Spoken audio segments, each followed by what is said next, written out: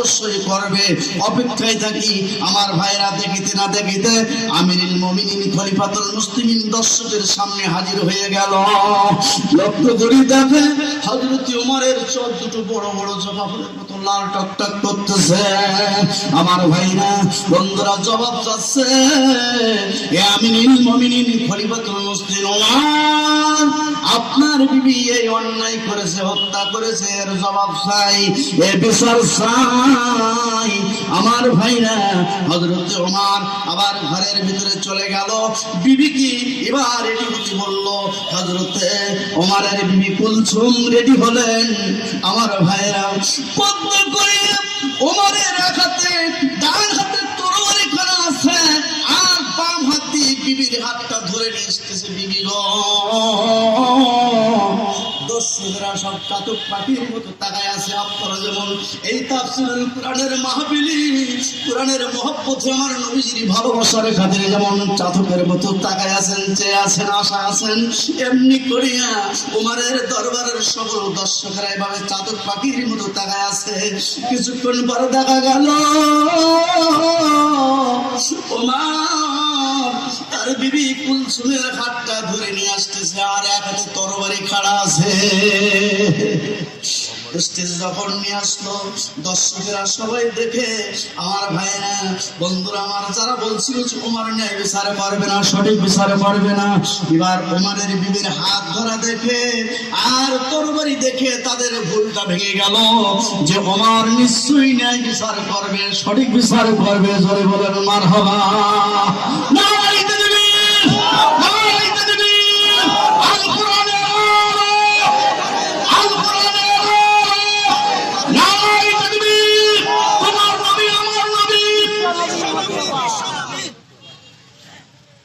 ভাইজান রাগ করছেন নাকি? আলহামদুলিল্লাহ, আলোচনার দিকে যাচ্ছি। আমি যে আয়াত তেলাওয়াত করেছি, সন্তান সম্পদ, সম্পদ সন্তান নিয়ে যে আয়াতটা আপনাদের সামনে পেশ করেছি, আয়াতের উপরে ভিত্তি করে আলোচনা, যে আল্লাহর পথ থেকে যেন আমরা দূরে সরে না যাই, আল্লাহর পথ থেকে, আল্লাহর রাস্তা থেকে যেন আমরা মাহরুম হয়ে না যাই, বঞ্চিত না হই, এবং আল্লাহর পথ থেকে আমরা যেন দূরে সরে না যাই, এদিকে আমাদের খেয়াল রাখতে হবে, এদিকে আমাদের লক্ষ্য রাখতে হবে। আমার সম্মানিত ভাইরা, একটু মহব্বত করে সকলে জিকির করেন লা ইলাহা ইল্লাল্লাহ। আলহামদুলিল্লাহ, আপনারা কলে করেন, সুন্দর পরিবেশ হয়ে গেছে। আমার ভাইরা ইনশাআল্লাহ সবাই কথা শুনেছে, আল্লাহর রহমতে, আল্লাহর রহমত নাজিল হয়েছে এখানে, যে সবাই সুন্দরভাবে বসে গেছে। এখনো যারা আসছেন মেহরবানি করে বসে পড়ুন আর মহব্বত করে পড়ুন লা ইলাহা ইল্লাল্লাহ।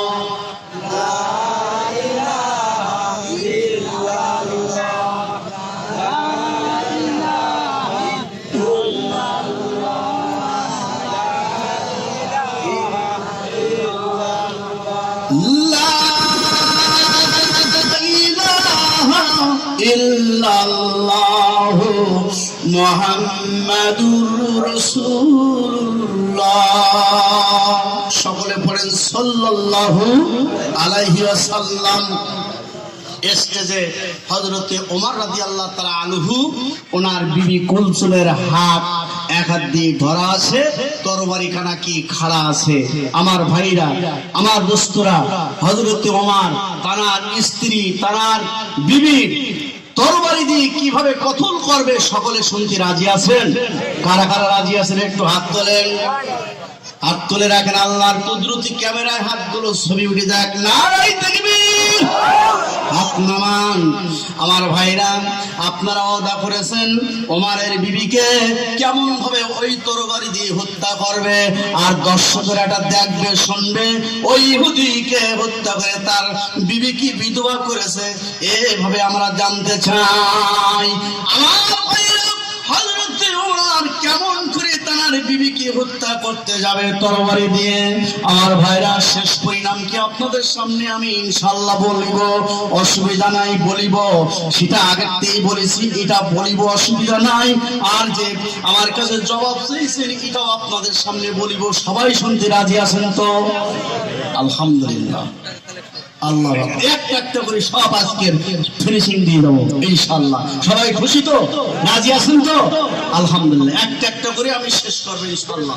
আমি প্রথমটায় যাচ্ছি আমার দোস্ত ভাইরা বন্ধুরা আমার, যে বিবি খাদিজা ইসলামের প্রথম ইসলাম কবুল করেছেন, কিন্তু কেন তিনি মা বোনেরা এখানে আসতেছি কেন?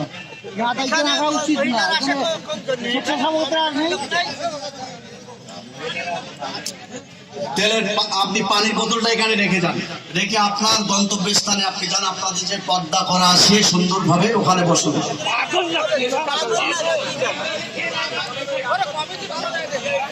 ঠিক আছে বাপ, একটু ধৈর্য ধরো, একটু ধৈর্য ধরুন বাপ।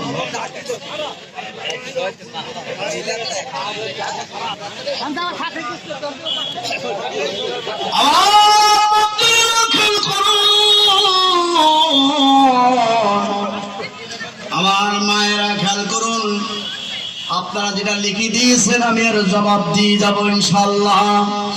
ভাইজান বন্ধুরা আমার, আল্লাহর নবী মুহাম্মদ রাসূলুল্লাহ সাল্লাল্লাহু আলাইহি সাল্লাম ওনার বিবি খাদিজা আমার ভাইরা সর্বপ্রথম তিনি ইসলাম কবুল করেছিলেন। আর তিনি জান্নাতের সর্দারিনী কেন হলেন না, ওনার মেয়ে ফাতেমা কেন হলেন? এইটাই তো আপনাদের কথা। আলহামদুলিল্লাহ। ভাই সাহেব আমার বন্ধুরা, বিশ্বনবীর স্ত্রী খাদিজা যখন বিশ্বনবীকে নিয়ে সকলে মন্তব্য করলো, খারাপ মন্তব্য। নবী একজন এতিম, তার বাবা নাই, তার বাবা নাই, মা নাই, এতিম। সুতরাং তার সঙ্গে এই মক্কা নগরের ধনী খাদিজা তার সঙ্গে বিবাহ করেছে, এটা আমরা মানতে পারি না, আমরা মেনে নিতে পারি না। খাদিজা ভুল করেছে। আমার দোস্ত ভাইরা, যদি কোনো স্ত্রীর সামনে স্বামীর যদি কেউ খারাপ কথা বলে, স্বামীর নিন্দমন্দ করে, স্ত্রী এটা শুনে খুশি হয় না অসন্তুষ্ট হয়? অসন্তুষ্ট হয় না? আবার অনেক স্ত্রী আছে যে খুশি হয়, ঠিক কিনা? যে আমার স্বামী নিন্দমন্দ করছে বলছে, অনেক স্ত্রী আছে খুশি হয়। আবার অনেক স্ত্রী আছে যে তারা দাঁত ভাঙা জবাব দিয়ে দেয়, ঠিক কিনা? খাদিজার সামনে যখন তারা আবু সুফিয়ান, আবু লাহেব, উতবা, সাইবা যখন এই কথাগুলো বলল, খাদিজা ভালো লাগলো না, মনটা খারাপ হয়ে গেল। শোনো, আমি খাদিজা কেন বিবাহ করেছি শুনে নাও। এই মক্কা নগরে তোমাদের সবাইকে আমি দাওয়াত দিলাম। ভাই আমার, খাদিজা সবাইকে দাওয়াত দিল। এক একজনের একটা করে টেবিল, একটা করে চেয়ার, খাওয়ার ব্যবস্থা করেছে সুন্দরভাবে। এখন মুক্তাসার বলে আসতেছি, সবাই যখন হাজির হয়েছে, খাদিজা ওই মজলিসে দাঁড়িয়ে বলতেছে, শোনো, আমি তোমাদের দাওয়াত দিয়েছি, তোমরা দাওয়াত কবুল করে এসেছো আমার দরবারে। শোনো, এই মক্কা নগরের সবচেয়ে ধনী ব্যক্তিকে সবাই স্বীকার করলো যে খাদিজা, আপনি হলেন সবচেয়ে ধনী ব্যক্তি। উনি ওই মজলিসে দাঁড়িয়ে বললেন যে আমার যত টাকা পয়সা, অর্থ সম্পদ, মাল মালিয়াত আছে, সব কিছু আমার স্বামী নবী মুহাম্মদুর রাসূলুল্লাহ সাল্লাল্লাহু আলাইহি ওয়াসাল্লামের নামে আমি অর্থ করে দিলাম, আমি দান করে দিলাম। জোরে বলুন সুবহানাল্লাহ। খাদিজা এবার বলছেন যে এইবার আপনারা বলেন মক্কা নগরের সবচেয়ে ধনী ব্যক্তি কে? তখন ওনারা সবাই জবাব দিলেন, এবার সবচেয়ে ধনী হলো আল্লাহর নবী মুহাম্মদুর রাসূলুল্লাহ। সকালে বলেন সাল্লাল্লাহু আলাইহি ওয়াসাল্লাম। আমার ভাইরা, স্বামীকে কত উপরে উঠালেন, কত উঁচুই তুলে দিলেন। জোরে বলুন আলহামদুলিল্লাহ। আমার বাপজারা, মা বোনেরা, খাদিজা রাদিয়াল্লাহু তাআলা আনহা তাই রাসূলের গলাটা জড়াই ধরে বলছেন, ইয়া রাসূলুল্লাহ, ইয়া হাবিবাল্লাহ, প্রাণের স্বামী আমার, আপনাকে আমি এত সম্মান করলাম, এত উপরে উঠাই দিলাম, অর্থ সম্পদ সবকিছু আমি দান করে দিলাম, অবশ্যই গো, আর আমি জান্নাতের নারীদের সর্দারিনী আমি হইলাম না, আমার মেয়ে ফাতেমা হইল কেন? আমি আপনার কাছে এই জবাবটা, এই উত্তরটা পেয়ে চাই। বিশ্বনবী রাহমাতুল আলামিন কেমন করে খাদিজার সঙ্গে এর জবাবটা দিয়ে দেবে, আপনাদের কাছে আমার এটাই হলো কথা। আমার ভাই বন্ধুরা, খাদিজা মেয়ে, যিনি ছোট মেয়ে, তার নামটা কি একটু সবাই বলেন? আলহামদুলিল্লাহ, আমার শ্রোতা খুব কায়দার শ্রোতা। আমার ভাইরা, মা ফাতেমাতুজ জোহরা রাদিয়াল্লাহু তাআলা আনহা আমার রাসূলের ছোট মেয়ে, খাদিজার ছোট মেয়ে। আমার ভাইরা, এই মা ফাতেমা নবীজির কাছে একদিন বলতেছেন, আব্বাজান, আমি আপনার কাছে জানতে চাই জান্নাতের ভিতরে আমার কে বান্ধবী হবে। ভাইরা আমার, এই প্রসঙ্গে এটাই আলোচনা আসবে, জান্নাতের ভিতরে আমার কে বান্ধবী হবে। বিশ্বনবী রাহমাতুল লিল আলামিন বলেন, ফাতেমা, জান্নাতের ভিতরে তোমার যিনি বান্ধবী হবে, তোমার যিনি সাথী হবে, তিনি হবেন একজন কাঠুরিয়ার বিবি। আমার ভাইরা, মা ফাতেমাতুজ জোহরা রাদিয়াল্লাহু তাআলা আনহা বললেন, ইয়া আমার আব্বাজান, এটা তো আমি মেনে নিতে পারছি না, যেহেতু আমার সাথী যিনি হবেন, আমার বান্ধবী যিনি হবেন, ইনি একজন কাঠুরিয়ার বিবি হবে, আমি তো মেনে নিতে পারি না। আল্লাহ নবী বললেন, মা ফাতেমা, আমি যেটা বলছি এটা হলো রাইট। মা ফাতেমা বলছেন, তাহলে আমাকে একটু টেস্ট করতে হবে, পরীক্ষা করতে হবে। আমার বান্ধবী যিনি হবেন, আমার সঙ্গিনী, তিনি হলেন কাঠুরিয়ার বিবি, কি আমল তিনি করেন আমাকে একটু জানতে হবে, বুঝতে হবে। আমার ভাইরা, মুক্তাসারে বলে আসতেছি, ও দোস্ত ভাইরা, বন্ধুরা আমার, নবীজির কাছ থেকে ঠিকানা নিয়ে সব কিছু কমপ্লিট করে মা ফাতেমা হাঁটি হাঁটি পা পা করে করে জঙ্গলের দিকে অগ্রসর হলেন। ওই জঙ্গলের ভিতরে কাঠুরিয়ার বাড়ি। আমার ভাইরা, ঘরের কাছে গিয়ে সালাম বিনিময় করেন, আসসালামু আলাইকুম ইহালাল ভাই। তো ঘরের ভিতরে কে আছো? সালামের জবাব দিল একজন মহিলার কণ্ঠ শুনিয়া। বলে, কে তুমি? বলে, আমার নাম ফাতেমা, আমি নবীর মেয়ে। কিসের জন্য এসেছো? বলছে, আমি এসেছি আপনার সঙ্গে একটু দেখা করার জন্য এসেছি। বলছে, ও নবীর মেয়ে ফাতেমা, আমার সঙ্গে দেখা করতে তুমি এসেছো, ভালো কথা, কিন্তু আজকের এই মুহূর্তে আমি দেখা করতে পারবো না। মা ফাতেমা বলছেন, কেন পারবেন না? না না, পারবো না, আমার স্বামীর অনুমতি ছাড়া আমি কোনো কাজ করি না, সুতরাং তুমি আজকের বাড়ি চলে যাও। আমার স্বামী আজকের বাড়িতে আসতে আমার স্বামীর কাছ থেকে অনুমতি নিয়ে রাখবো, আগামীকাল আসবে, আমি তোমার সঙ্গে দেখা করবো। আমার বাপজানেরা, আল্লাহ নবীর মেয়ে মা ফাতেমা রিটার্ন চলে আসলেন। এবার কাঠিদার যখন চলে আসলেন, স্বামীর কাছে সব ঘটনা বললে অনুমতি নিল। আমার ভাইরা, দ্বিতীয় দিন যখন মা ফাতেমা যখন রওনা দিচ্ছেন, মা ফাতেমার কলেজার টুকরা নয়নের পুতুলি হযরতে হুসাইন রাদিয়াল্লাহু তাআলা আনহু বললেন, মা, আমি একটু আপনার সাথে যাব। ও আমার ভাইরা, মা ফাতেমা এবার রেডি হতে বললেন, ওনার কলেজার টুকরা নয়নের পুতুলি হযরতে হুসাইনকে রেডি হলো।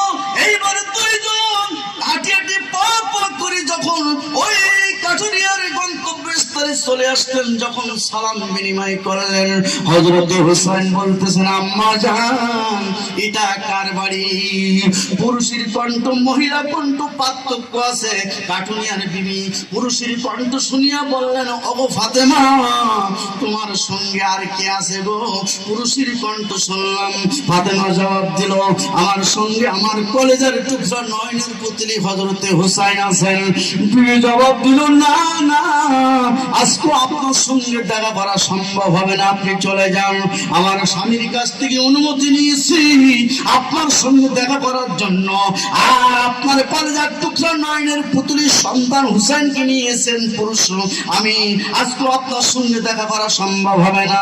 আমার স্বামী বাড়ি আসলে আমার স্বামীর কাছ থেকে অনুমতি নিয়ে রাখবো, আগামীকাল আপনি আসবেন, আপনার সঙ্গে আপনার ছেলে হুসাইনের সঙ্গে দেখা করবো। আমার বাপজানেরা, ওই দিন দেখা করা সম্ভব হলো না, চলে আসলেন।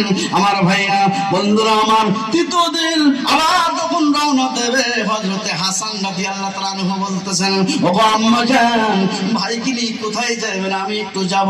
এবার মুক্তাসার বলছি, আমার ভাইরা, দুই ভাই তৈরি হয়ে নিল, মা ফাতেমা তৈরি হলো, তিনজন চলে আসলো।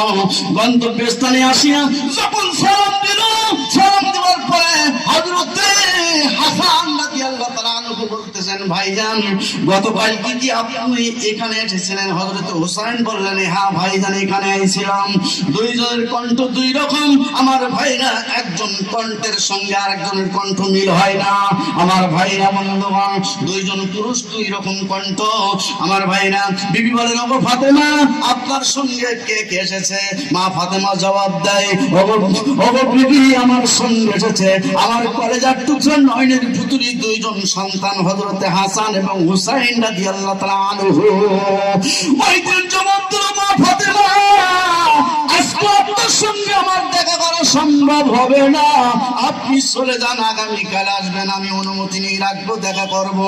আমার বাপজানের বন্ধুরা আমার, মা ফাতেমা চলে আসলেন। তারপরের দিন যখন দুই ছেলেকে নিয়ে আসলেন, আমার ভাইরা মুক্তাসারে বলি সালাম বিনিময় করি আমার ভাইরা বাড়ির ভিতরে প্রবেশ করলেন। কাঠুরের বিবি মা ফাতেমাকে বসতে দিলেন। আমার ভাইরা মা ফাতেমা লক্ষ্য করে দেখতেছেন, কাঠুরে বিবির পাশে একখানা লাঠি আছে, কিতাবে বর্ণিত আছে লাঠিখানা লম্বা হলো 1 বিঘা। কত লম্বা বললাম? 1 বিঘা। আর একটি রশি আছে। মা ফাতেমা জিজ্ঞাসা করতেছেন যে আপনার পাশে একটা রশি দেখছি, একখানা লাঠি দেখছি, কারণটা কি আমি জানতে চাই। আমার ভাইরা বন্ধুগণ ওই জবাব দেয়, ওগো মা ফাতেমা আর স্বামী যখন বাড়ি এসে যদি আমার কোনো অন্যায় পাই তাহলে এই লাঠি দিয়ে প্রহার করবে, এই জন্য আমি এখানে রেখেছি। আর যদি মারাত্মক অন্যায় পাই আমাকে বেঁধে মারার প্রয়োজন হয়, এই জন্য আমি রশিখানা এখানে রেখেছি। আমার স্বামী যেন কোনো দিক থেকে ত্রুটি না হয়, কোনো দিক থেকে কষ্ট না পায়, এই জন্য আমি এগুলো এখানে গোছায় কমপ্লিট করে রেখেছি। জোরে বলুন আলহামদুলিল্লাহ। মা ফাতেমার বুঝতে কি বাকি রইল? কথা বলেন, বাকি রইল? একটু জিকির করে লা ইলাহা ইল্লাল্লাহ, লা ইলাহা ইল্লাল্লাহ, লা ইলাহা ইল্লাল্লাহ, লা ইলাহা ইল্লাল্লাহ। জি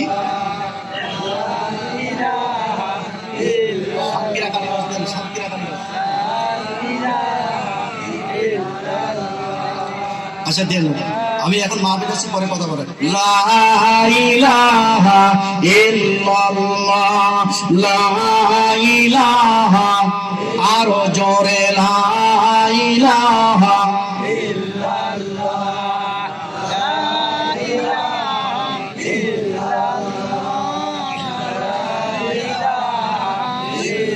লা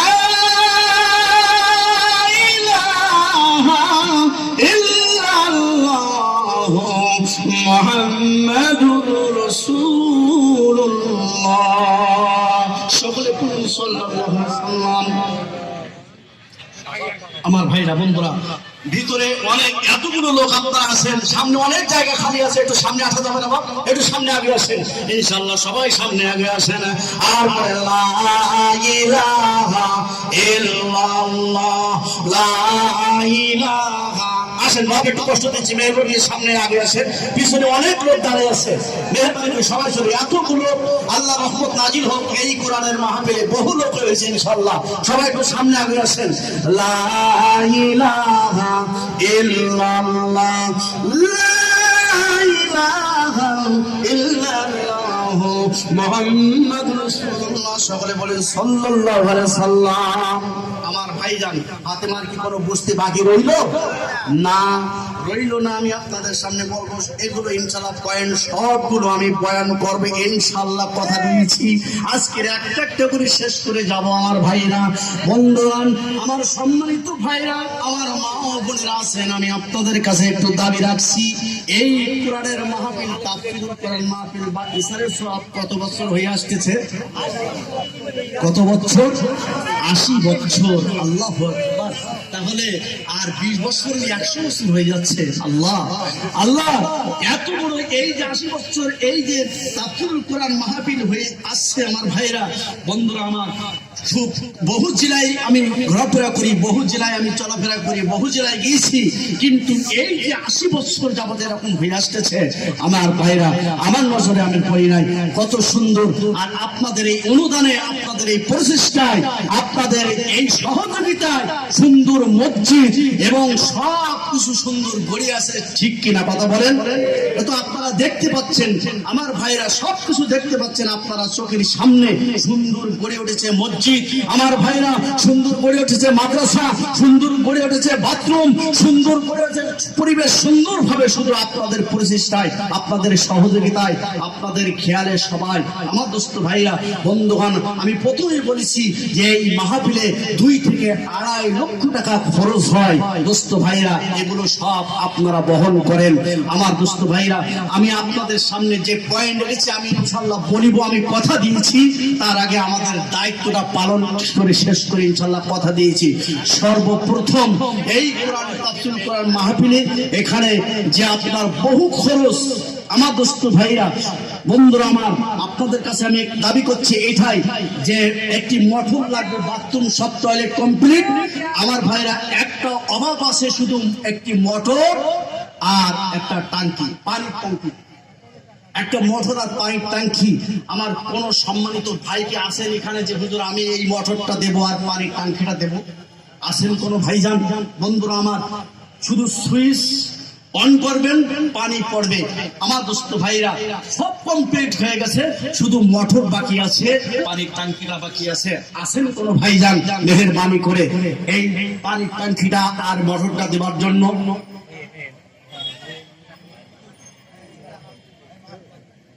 ইনশাআল্লাহ ইনশাআল্লাহ।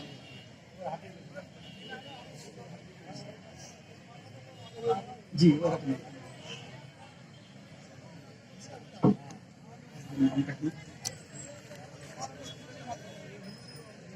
আলহামদুলিল্লাহ, নারায়ে তাকবীর। ভাই, প্রথম চান্সে যে জিনিসটা আমরা চেয়েছি সেই জিনিসটা আল্লাহ আমাদেরকে দিয়েছে, আমরা খুশি না বেজার? তাহলে জোরে নারায়ে তাকবীর দিতে হবে। নারায়ে তাকবীর। ভাষা বলেন চেয়ারম্যান সাহেব, নারায়ে তাকবীর।